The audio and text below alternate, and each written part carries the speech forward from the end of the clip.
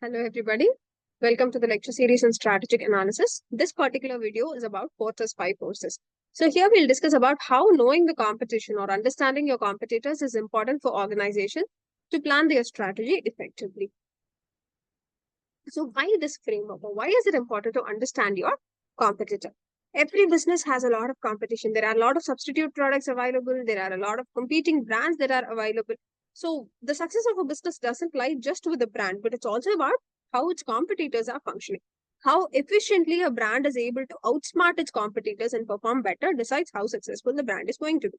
So this particular model, the Porter's 5 forces model, enables an understanding of industry dynamics through 5 aspects. One is about competitive rivalry, the threat of new entrants, bargaining power of suppliers, bargaining power of buyers, and threat of substitutes.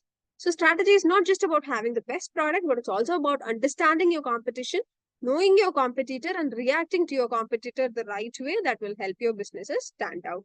So the Porter's 5 forces is a strategic framework that helps us evaluate the competitiveness. So instead of just looking at what we have on the inside, instead of just focusing on what the internal capabilities are, this model enables us to focus on the outside as well, specifically focus on the competitors, the risks that are posed by the competitors, the threats that our competitors will pose on the brand. So the 5 forces are extent of rivalry or competitive rivalry, the strength of buyers, strength of suppliers, barriers to entry, threat from substitutes, etc. So the first factor is competitive rivalry. How intense is competition? How many competitors we have? That's a very important factor. Greater the competition, lesser the profitability. So companies will have to ensure that they are increasing on its innovation aspect. There has to be significant product differentiation. The company will have to do everything that it has to stand out from its competitors. So, for example, the fast food industry is a very highly competitive industry. There's McDonald's, there's KFC, there's Domino's, there's Pizza Hut, there's everything. So, each brand has to have its own unique strategy. Otherwise, it's going to be a failure. Second is threat of new entrants. How easy it is for people to enter or exit the market. So, if the entry is restricted, competition is less. If entry is free, competition is more. So if we are operating in a market where the threat to new entrant is less, then we have to give significant focus to competition, because at any time we may have a number of competitors coming by. The third is bargaining power of suppliers. What upper hand the suppliers have in the market?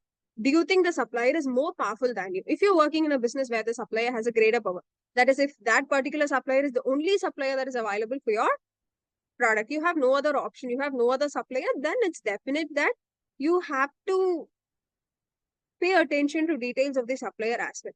But provided you have n number of options when it comes to suppliers, you may need not to rely solely on one person. So there the brand will have an upper hand. The next is bargaining power of buyers. If buyers have a lot of options to choose, then you may not be the only priority. So in that case, your unique selling proposition matters. Otherwise, if you are the only product that is available, then you enjoy the upper hand. The last is threat of substitutes. How easy it is for a substitute to enter the market and play against you.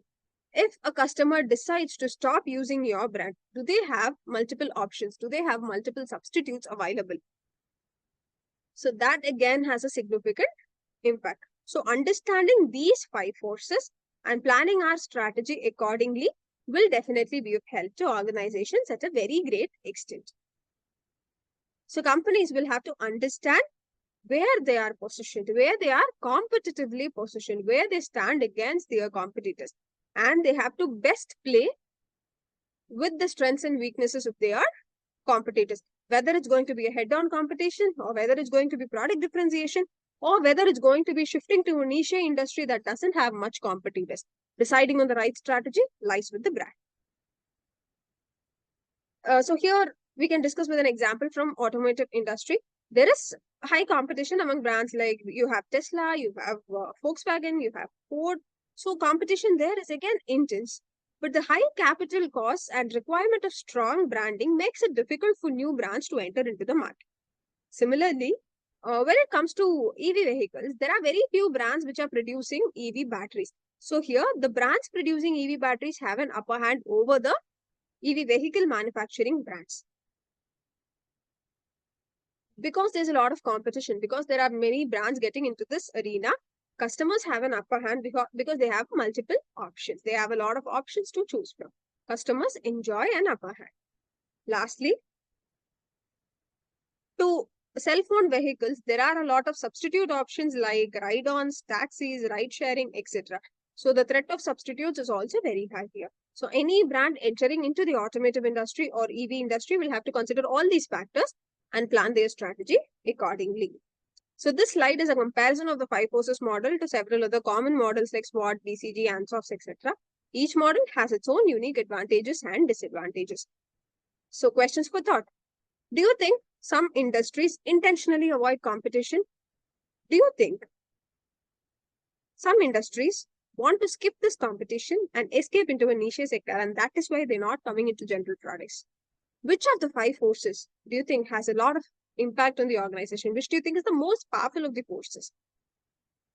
Do you think it's possible for businesses to reshape these forces and work accordingly? Think about it. So as final reflection, Porter's 5 forces provides a dynamic framework. It helps businesses craft strategies based on competitive realities. So the long-term success of any business requires both internal strength and external awareness. So it's important that you understand your inner self and understand the competition outside before taking any business decisions. So winning in business isn't just about what you offer. It's about understanding the forces that shape every market move. It's about understanding your competitor. It's about understanding your environment, not just knowing yourself and not just giving the right product. So I hope this video was helpful to you in understanding Porter's 5 forces. I'll see you